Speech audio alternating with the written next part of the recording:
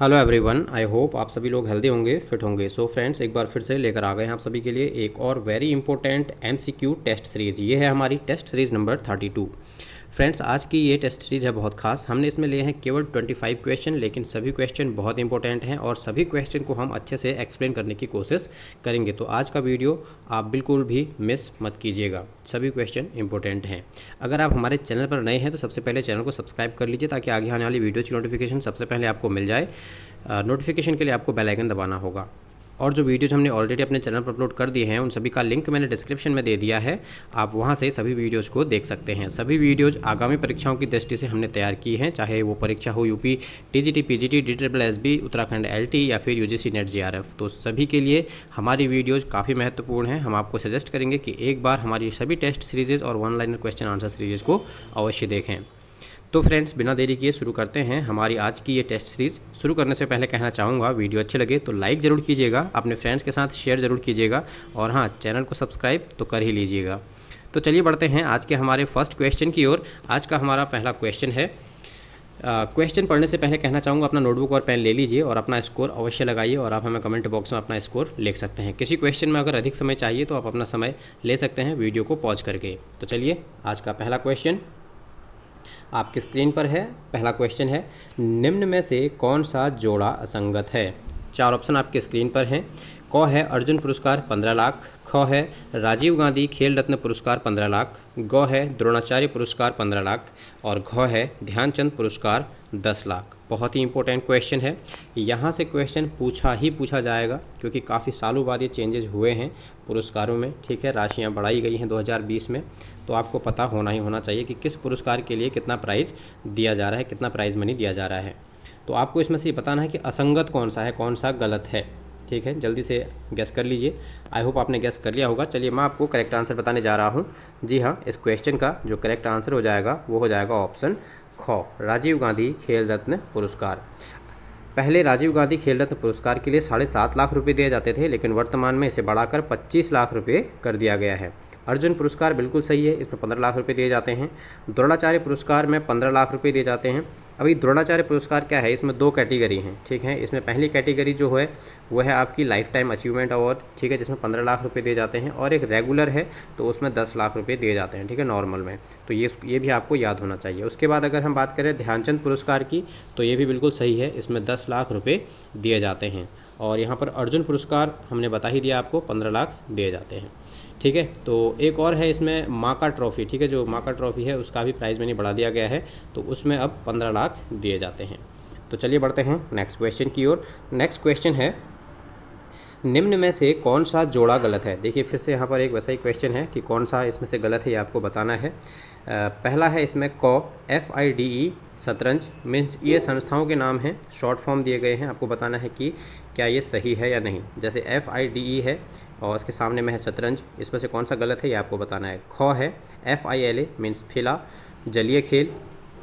ग है FIE तलवारबाजी और घ है FIG जिम्नास्टिक। चलिए जल्दी से राइट आंसर गेस कीजिए, अधिक समय चाहिए, वीडियो को पॉज कीजिए। आप बताइए इसमें से कौन सा गलत है। 3 सही है, 1 गलत है। मैं इसको एक्सप्लेन करूँगा तो आप बने रहें।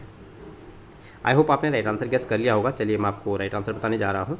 जी हाँ, इसका करेक्ट आंसर है ऑप्शन ख। ठीक है, जो FILA फिला है वो जलीय खेलों से संबंधित नहीं है, ये संबंधित है हमारे रेसलिंग से। ठीक है, जो इंटरनेशनल रेसलिंग फेडरेशन है उससे ये संबंधित है। इसका फुल फॉर्म होता है फेडरेशन इंटरनेशनल डिल्यूट्स। ठीक है, डिल्यूट्स एसोसिएशन। तो ये है आपकी कुश्ती से संबंधित, रेसलिंग से संबंधित। FIDE बिल्कुल सही है, शतरंज से संबंधित है, इसका फुल फॉर्म है फेडरेशन इंटरनेशनल डी चेस। और वहीं अगर हम बात करें FIE तो इसका भी बिल्कुल सही है, ये तलवारबाजी से संबंधित है और इसका फुल फॉर्म है फेडरेशन इंटरनेशनल डी एस्क्राइम। ठीक है, एस्क्राइम इसे कहते हैं, ESCRIME। और लास्ट है FIG जिम्नास्टिक, बिल्कुल सही है, तो ये जिम्नास्टिक से संबंधित है, इसका फुल फॉर्म है फेडरेशन इंटरनेशनल डी जिम्नास्टिक। ठीक है, तो चलिए बढ़ते हैं नेक्स्ट क्वेश्चन की ओर। Question number 3।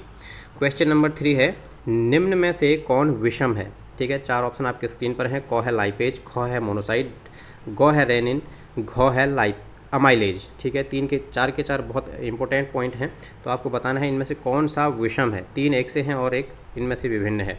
आई होप आपने गेस कर ही लिया होगा, इजी क्वेश्चन है। जी हाँ, बिल्कुल सही आपने गेस किया है, मोनोसाइट्स, ठीक है। मोनोसाइट क्या होते हैं? ये WBC के कण होते हैं, ठीक है। एक प्रकार के WBC में कण होते हैं, तो ये उसे कहते हैं मोनोसाइट। और लाइपेज, रेनिन और अमाइलेज आप जानते ही हैं, ये हैं क्या है, ये आपके एंजाइम होते हैं, ठीक है। चलिए बढ़ते हैं नेक्स्ट क्वेश्चन की ओर। नेक्स्ट क्वेश्चन है क्वेश्चन नंबर 4। क्वेश्चन नंबर 4 है, निम्न में से कौन सा जोड़ा गलत है, ठीक है। फिर से लगातार वैसे ही क्वेश्चन आ रहे हैं, कौन सा गलत है। तो इसमें क है चौरंग शतरंज, ठीक है। ये यहाँ पर क्या है कि ओल्ड नेम दिए गए हैं, ठीक है, पुराने नाम इन खेलों के दिए गए हैं। तो इसमें से कौन सा गलत है आपको बताना है। क चौरंग शतरंज, ख चौगान पोलो, गौ मोक्सपट सांप सीढ़ी और घ मोज खास क्रिकेट। चलिए जल्दी से राइट आंसर गेस कीजिए। आई होप आपने गेस कर ही लिया होगा। चलिए मैं आपको करेक्ट आंसर बताने जा रहा हूँ। जी हाँ, इसका करेक्ट आंसर हो जाएगा ऑप्शन घ, मोज खास क्रिकेट। क्रिकेट का जो ओल्ड नेम है वो मोज खास नहीं है, इसका ओल्ड नेम है क्लब बॉल, ठीक है। क्लब बॉल के नाम से जाना जाता था। तो चौरंग को शतरंज कहते थे, काफ़ी इंपॉर्टेंट है, क्योंकि ये भी पूछा जा सकता है कि शतरंज को प्राचीन काल में क्या कहते थे, या किस खेल को चौरंग के नाम से जाना जाता था, ऐसे भी क्वेश्चन पूछा जा सकता है। वैसे ही हम पोलो को चौगान कहा करते थे, और सांप सीढ़ी जो खेल है इसे प्राचीन काल में मोक्सपट नामक नाम से जाना जाता था। आई होप आपको क्लियर हुआ होगा। चलिए बढ़ते हैं नेक्स्ट क्वेश्चन की ओर। Question number 5। क्वेश्चन नंबर 5 है, भारत में सबसे पहला शारीरिक शिक्षण संस्थान कौन सा खोला गया। बहुत इंपॉर्टेंट क्वेश्चन है, क्वेश्चन को ध्यान से पढ़ने की भी जरूरत है। ऑप्शन क है HBPM अमरावती, ख YMCA मद्रास, ग Christian college Lucknow Christian college, और घ है LCPE ग्वालियर। चलिए जल्दी से राइट आंसर गेस कीजिए। आई होप आपने गेस कर लिया होगा, ठीक है। तो चलिए मैं इसका राइट आंसर आपको बताने जा रहा हूँ। जी हाँ, इसका करेक्ट आंसर है YMCA मद्रास। देखिए क्वेश्चन में क्या पूछा गया है, इसमें पूछा गया है शारीरिक शिक्षण संस्थान, ठीक है। शिक्षण संस्थान की अगर हम बात करें तो शिक्षण संस्थान YMCA मद्रास जो कि 1920 में खोला गया था। अगर प्रशिक्षण संस्थान होता तो फिर HBPM अमरावती हो जाता। देखिए एक वर्ड, ठीक है, प्रशिक्षण और शिक्षण दोनों में थोड़ा सा आपको अंतर लग रहा होगा, लेकिन बहुत बड़ा अंतर है। शिक्षण संस्थान YMCA मद्रास 1920 में खोला गया, अगर प्रशिक्षण संस्थान होता तो फिर HBPM अमरावती हो जाता 1914 में जो खोला गया था। HBPM अमरावती में 1924 में व्यायाम विशारद जो है स्टार्ट हुआ था, तो उससे पहले YMCA में ही जो कोर्सेज थे वो स्टार्ट हो गए, तो YMCA इसमें करेक्ट आंसर हो जाएगा। चलिए बढ़ते हैं नेक्स्ट क्वेश्चन की ओर। आई होप आपको ये क्लियर हुआ होगा। नेक्स्ट क्वेश्चन है क्वेश्चन नंबर 6। क्वेश्चन नंबर 6 है, निम्न में से कौन सा विषम है, ठीक है। फिर से एक वैसा ही क्वेश्चन है, इनमें से बताना है कौन सा अलग है सबसे, ठीक है।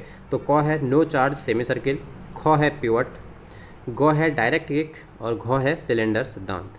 चलिए जल्दी से राइट आंसर गेस कीजिए। आई होप आपने गेस कर लिया होगा। चलिए मैं आपको इसका करेक्ट आंसर बताने जा रहा हूँ।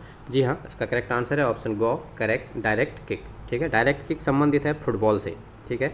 बाकी जैसे नो चार्ज सेमी सर्किल है, ये आपका संबंधित है बास्केटबॉल से, पिवट भी बास्केटबॉल से संबंधित है, और सिलेंडर सिद्धांत भी बास्केटबॉल में ही प्रयुक्त होता है। तो ये तीन जो हैं क, ख और घ बास्केटबॉल से संबंधित है, तो ग है डायरेक्ट किक जो है फुटबॉल से संबंधित है। तो करेक्ट आंसर इसका हो जाएगा ऑप्शन ग। आई होप आपको क्लियर हुआ होगा। चलिए बढ़ते हैं नेक्स्ट क्वेश्चन की ओर। Question number 7। क्वेश्चन नंबर 7 है, राजकीय शारीरिक शिक्षा महाविद्यालय हैदराबाद की स्थापना कब हुई, ठीक है। 4 ऑप्शन आपकी स्क्रीन पर हैं। ऑप्शन है 1931, ख है 1932, ग है 1938, घ है 1920। चलिए जल्दी से राइट आंसर गेस कीजिए। आई होप आपने राइट आंसर गेस कर लिया होगा। चलिए मैं आपको इसका राइट आंसर बताने जा रहा हूँ। जी हाँ, करेक्ट आंसर हो जाएगा ऑप्शन क 1931। 1931 में राजकीय शारीरिक शिक्षा महाविद्यालय हैदराबाद की स्थापना हुई थी। अगर हम बात करें 1932 की, तो 1932 में 2 कॉलेजों की स्थापना हुई थी। एक हुई थी आपके क्रिश्चियन कॉलेज लखनऊ की स्थापना, और वहीं दूसरा कॉलेज था बानीपुरा कलकत्ता में, ठीक है। तो एक बानीपुरा कलकत्ता जो कॉलेज है उसकी स्थापना हुई थी, और क्रिश्चियन कॉलेज की स्थापना हुई थी 1932 में। 1938 की अगर हम बात करें तो यहाँ पर हुई थी कांदिवली मुंबई में जो प्रशिक्षण संस्थान था उसकी स्थापना हुई थी, और 1920 में आप जानते हैं YMCA की स्थापना हुई थी। तो चलिए बढ़ते हैं नेक्स्ट क्वेश्चन की ओर। नेक्स्ट क्वेश्चन है क्वेश्चन नंबर 8। क्वेश्चन नंबर 8 है, किस कमेटी के सुझाव पर 1957 में लक्ष्मीबाई शारीरिक शिक्षा महाविद्यालय की स्थापना ग्वालियर में की, ठीक है। बहुत अच्छा क्वेश्चन है, फिर से समझिए। किस कमेटी के सुझाव पर 1957 में लक्ष्मीबाई शारीरिक शिक्षा महाविद्यालय, जिसे हम LNIPE के नाम से जानते हैं, की स्थापना ग्वालियर में की गई थी।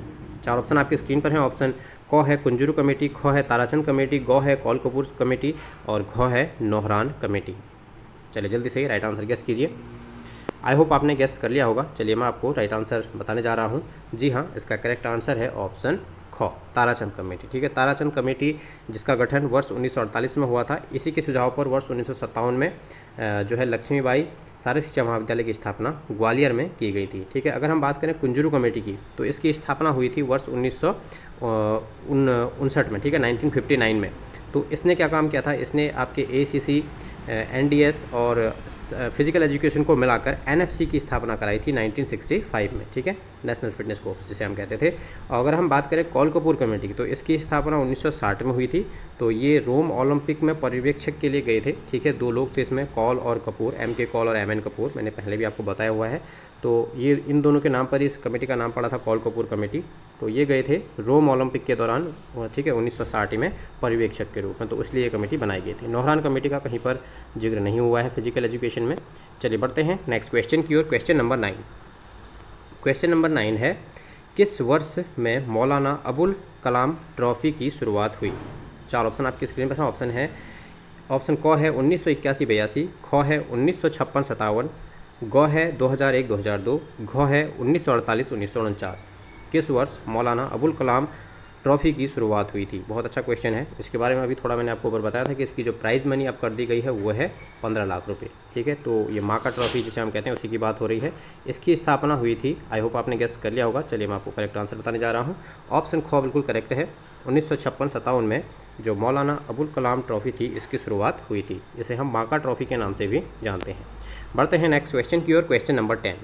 क्वेश्चन नंबर 10 है, राष्ट्रीय खेल संस्थान का नाम किस सन में नेताजी सुभाष राष्ट्रीय खेल संस्थान पड़ा? ठीक है, जब इसकी स्थापना हुई थी तो इसका नाम था NIS। इसकी स्थापना हुई थी वर्ष 1961 में। ठीक है, तो तब इसे केवल NIS के नाम से जाना जाता था, नेशनल इंस्टीट्यूट ऑफ स्पोर्ट्स। तो बाद में इसका नाम कर दिया गया NSNIS, नेताजी सुभाष राष्ट्रीय खेल संस्थान। तो किस वर्ष किया गया ये आपको बताना है। आई होप आपने राइट आंसर गेस कर लिया होगा। चलिए 4 ऑप्शन मैं आपको बताने जा रहा हूँ। क है 1962, ख है 1965, ग है 1973 और घ है 1980। बहुत अच्छा क्वेश्चन है, पूछा जा सकता है। चलिए इसका करेक्ट आंसर है ऑप्शन ग 1973। 1973 में इसका नाम NIS से NSNIS कर दिया गया। बढ़ते हैं नेक्स्ट क्वेश्चन की ओर। Question number 11। क्वेश्चन नंबर 11 है, सडन डेथ टूर्नामेंट किसे कहा जाता है? कई बार एग्जाम में पूछा गया है, रिपीट हुआ है, आगे भी पूछे जाने की पूरी उम्मीद है, तो आपको इसका आंसर आना ही आना चाहिए। सडन डेथ किसे कहा जाता है ये आपको बताना है। ऑप्शन क है फुटबॉल, ख है नॉकआउट, ग है क्रिकेट और घ है चैलेंज। आई होप आपने इसका राइट आंसर गेस कर लिया होगा। चलिए मैं आपको इसका राइट आंसर बताने जा रहा हूँ। जी हाँ, करेक्ट आंसर है ऑप्शन ख, नॉकआउट। जो नॉकआउट टूर्नामेंट होते हैं उन्हें सडन डेथ टूर्नामेंट भी कहा जाता है। चलिए बढ़ते हैं नेक्स्ट क्वेश्चन की ओर। Question number 12। क्वेश्चन नंबर 12 है, स्त्रियों से संबंधित गुणसूत्र कौन सा होता है? 4 ऑप्शन आपके स्क्रीन पर हैं। ऑप्शन क है YY, ठीक है, ख है XX, ग है XY, घ है YX। चलिए जल्दी से राइट आंसर गेस कीजिए। आई होप आपने राइट आंसर गेस कर लिया होगा। जी हाँ, राइट आंसर हो जाएगा ऑप्शन ख XX। ठीक है, स्त्रियों से संबंधित जो गुणसूत्र है वो है XX और जो पुरुषों से संबंधित गुणसूत्र है वो है XY। ठीक है, चलिए बढ़ते हैं नेक्स्ट क्वेश्चन की ओर। Question number 13। क्वेश्चन नंबर 13 है, किसने कहा खेल मनोविज्ञान एथलेटिक्स में व्यवहार की खोज करता है? बहुत अच्छा क्वेश्चन है, कई बार ये पूछा गया है। ऑप्शन क है जिंजर, ख है जॉन थॉमस, ग है जॉन लूथर, घ है जॉन सिमन। इनमें से किसने ये कहा है कि मनोविज्ञान एथलेटिक्स में व्यवहार की खोज करता है? आई होप आपने राइट आंसर गेस कर लिया होगा। चलिए मैं आपको करेक्ट आंसर बताने जा रहा हूँ। जी हाँ, इसका करेक्ट आंसर है ऑप्शन क जिंजर। ठीक है, जिंजर ने कहा था कि मनोविज्ञान एथलेटिक्स में व्यवहार की खोज करता है। चलिए बढ़ते हैं नेक्स्ट क्वेश्चन की ओर। Question number 14। क्वेश्चन नंबर 14 है, स्वास्थ्य के आधार पर व्यक्तित्व का वर्गीकरण जैसे सैंगुनिक, कैलोरिक आदि का वर्गीकरण किसने किया? बहुत अच्छा क्वेश्चन है। आपको बताना है कि जो व्यक्तित्व का वर्गीकरण किया गया था बहुत सारे लोगों ने किया है। ठीक है, तो उसमें जो सैंगुनिक, कैलोरिक और 2 और प्रकार हैं, तो उसका वर्गीकरण किसने किया था? क हिप्पोक्रेटस, ख क्रेस्मर, ग सेल्डन, घ जंग, या फिर कई जगह जुंग भी मिलता है। आई होप आपने इसका राइट आंसर गेस कर लिया होगा। चलिए मैं आपको इसका करेक्ट आंसर बताने जा रहा हूँ। इसका करेक्ट आंसर है ऑप्शन क हिप्पोक्रेटस। ठीक है, हिप्पोक्रेटस ने सैंग्विक, कैलोरिक। चलिए आप मुझे इसके बताएंगे कि सैंग्विक, कैलोरिक के अलावा 2 और कौन से ऐसे प्रकार हैं जो हिप्पोक्रेटस ने दिए हैं। ठीक है, इसके अलावा अगर हम बात करें क्रेस्मर की, तो क्रेस्मर ने 3 प्रकार में बांटा था, एथलेटिक, एस्थेनिक और पिकनिक। सेल्डन की बात करें तो एंडो, मेसो और एक्टो। ठीक है, एंडोमॉर्फ, मेसोमॉर्फ और एक्टोमॉर्फ। और अगर हम जुंग की बात करें तो इनने एंटोवर्ट, एम्बीवर्ट, ठीक है, इनमें जो है बांटा था, वर्गीकृत किया था। ठीक है, जिसे हम कहते हैं अंतर्मुखी, बहिर्मुखी और उभयमुखी भी हम कहते हैं। आई होप आपको क्लियर हुआ होगा। चलिए बढ़ते हैं नेक्स्ट क्वेश्चन की ओर। Question number 15। क्वेश्चन नंबर 15 है, किस हड्डी को काफ कहा जाता है? ठीक है, किस हड्डी को काफ बोन कहा जाता है, ये होना चाहिए था। ऑप्शन क है फिबुला, ख है फीमर, ग है ह्यूमरस और घ है कैलिकिनम। ठीक है, यहाँ पर 4 हड्डियों के नाम दिए गए हैं, आपको बताना है इनमें से किस को काफ बोन कहा जाता है। आई होप आपने गेस कर लिया होगा। चलिए मैं आपको करेक्ट आंसर बताने जा रहा हूँ। जी हाँ, करेक्ट आंसर है ऑप्शन क फिबुला। ठीक है, जो फिबुला है वो हमारे लोअर लेग की बोन होती है। आपने सुना ही होगा टीबिया और फिबुला। ठीक है, घुटने से नीचे वाली जो लंबी 2 बोन्स होती हैं उसमें जो फिबुला बोन है उसे काफ बोन कहा जाता है। फीमर आप जानते हैं हमारी थाई की बोन है, सबसे लंबी और सबसे मजबूत हमारे शरीर की हड्डी है। ह्यूमरस हमारे ऊपर हाथ में पाई जाने वाली है, उसमें भी अगर हम बात कहें तो ये बाइसेप और ट्राइसेप के बीच में पाई जाने वाली अस्थि है। कैल्केनियम एड़ी में पाई जाने वाली अस्थि है। ठीक है, पाँव की एड़ी में। बढ़ते हैं नेक्स्ट क्वेश्चन की ओर। Question number 16। क्वेश्चन नंबर 16 है, हीमोफिलस पर्टोसिस जीवाणु किस बीमारी से संबंधित है? 4 बीमारियां यहाँ पर लिखी गई हैं, आपको बताना है जो हीमोफिलस पर्टोसिस जीवाणु है, ठीक है, बैक्टीरिया है, वो किस से संबंधित है? क डिप्थीरिया, ख कुकर खांसी जिसे हम वुपिंग कफ भी कहते हैं, ग सिल्फिस, घ प्लेग। चलिए जल्दी से राइट आंसर गेस कीजिए। आई होप आपने राइट आंसर गेस कर लिया होगा। चलिए मैं आपको इसका करेक्ट आंसर बताने जा रहा हूँ। जी हाँ, जो हीमोफिलस पर्टोसिस जीवाणु है वो कुकर खांसी यानी कि वुपिंग कफ से संबंधित है। तो अब बात आती है कि जो डिप्थीरिया है इसका संबंध किससे है? ठीक है, तो इसका संबंध है कोरेने बैक्टीरियम डिप्थीरी से। ठीक है, अगर हम वहीं बात करें सिल्फिस तो इसका जो बैक्टीरिया है वो है आपका ट्रोपोनेमा पॉलिडम। ठीक है, अब बचता है प्लेग, तो प्लेग फैलता है पास्चुरेला पेस्टिस से। आई होप आपको ये क्लियर हुआ होगा। चलिए बढ़ते हैं नेक्स्ट क्वेश्चन की ओर। Question number 17। क्वेश्चन नंबर 17 है, निम्न में से कौन सा जोड़ा असंगत है? 4 ऑप्शन आपके स्क्रीन पर हैं। ऑप्शन क है छोटी माता, वेरिसेला, चेचक, वेरियोला, ग है एड्स, रेट्रो और घ है रेबीज मिक्सोवायरस। ठीक है, ये वायरस से फैलने वाली कुछ बीमारियां हैं और उसके सामने उनके वायरसेस के नाम लिखे हैं। आपको बताना है कि कौन सा इनमें से गलत है, असंगत है। ठीक है, चलिए जल्दी से राइट आंसर गेस कीजिए। आई होप आपने गैस कर लिया होगा। चलिए मैं आपको राइट आंसर बताने जा रहा हूँ। जी हाँ, इसका करेक्ट आंसर हो जाएगा ऑप्शन घ रेबीज मिक्सोवायरस। ठीक है, छोटी माता जो है वो वेरिसेला वायरस से फैलने वाला रोग है। ठीक है, उसके बाद चेचक की बात करें तो चेचक का जो वायरस का नाम है वो है आपका वेरियोला वायरस। एड्स का जो वायरस है उसका नाम है रेट्रोवायरस। रेबीज के जो वायरस है उसका नाम मिक्सो वायरस नहीं है। ठीक है, जो रेबीज नामक रोग है वो फैलता है आपका रेहेब्डो वायरस से। रेहेब्डो वायरस का करेक्ट आंसर होगा। तो फिर मिक्सो वायरस किस रोग का वायरस है ये भी जानना जरूरी है। तो मिक्सो वायरस जो है इन्फ्लुएंजा नामक रोग का वायरस है। ठीक है, इन्फ्लुएंजा रोग जो होता है मिक्सो वायरस के कारण फैलता है, रेबीज फैलता है रेहेब्डो वायरस के कारण। तो यहाँ पर ऑप्शन घ बिल्कुल करेक्ट आंसर हो जाएगा। बढ़ते हैं नेक्स्ट क्वेश्चन की ओर। Question number 18। क्वेश्चन नंबर 18 है, किस विटामिन को कोलेकैल्सिफेरोल कहा जाता है? बहुत अच्छा क्वेश्चन है। कोलेकैल्सिफेरोल किस विटामिन को कहा जाता है? 4 ऑप्शन आपकी स्क्रीन पर हैं। ऑप्शन क है D5, ख है C, ऑप्शन ग है D2, ऑप्शन घ है D3। चलिए जल्दी से राइट आंसर गेस कीजिए। आई होप आपने गेस कर लिया होगा। चलिए मैं आपको करेक्ट आंसर बताने जा रहा हूँ। जी हाँ, इसका करेक्ट आंसर है ऑप्शन घ D3। ठीक है, जो विटामिन D3 है उसे कोलेकैल्सिफेरोल कहा जाता है। तो फिर विटामिन डी को क्या कहा जाता है? तो विटामिन डी को कहा जाता है कैल्सीफेरोल। ठीक है, कैल्सीफेरोल। चलिए बढ़ते हैं नेक्स्ट क्वेश्चन की ओर। नेक्स्ट क्वेश्चन है, निम्न में से कौन विषम है? फिर से वैसा ही क्वेश्चन है। 4 ऑप्शन आपकी स्क्रीन पर हैं। ऑप्शन क है कम्युनिटेड, ख है ग्रीन स्टिक, ग है ब्रेक, घ है इम्पैक्टेड। इनमें से कौन सा अलग है ये आपको बताना है। आई होप आपने राइट आंसर गेस कर लिया होगा। चलिए मैं आपको इसका करेक्ट आंसर बताने जा रहा हूँ। जी हाँ, करेक्ट आंसर है ऑप्शन ग ब्रेक। ठीक है, ब्रेक क्या है? टूटना है हड्डी का, जबकि कम्युनिटेड, ग्रीन स्टिक और इम्पैक्टेड जो हैं चोट के प्रकार हैं, यानी कि जो हार्ट टिश्यू इंजरी होती है, बोन की इंजरीज होती है, उनके प्रकार हैं। ठीक है, ब्रेक हड्डी का टूटना नॉर्मल है, तो इसमें गो बिल्कुल करेक्ट आंसर हो जाएगा। चलिए बढ़ते हैं नेक्स्ट क्वेश्चन की ओर। Question number 20। क्वेश्चन नंबर 20 है, कौन सी मांसपेशी विंग मांसपेशी कहलाती है? बहुत अच्छा क्वेश्चन है। 4 ऑप्शन आपकी स्क्रीन पर है। ऑप्शन क है डेल्टॉइड, ख है रैम्बॉइड, ऑप्शन ग है लेटिसमस डॉर्सी, घ है सार्टोरियस। चलिए जल्दी से राइट आंसर गेस कीजिए।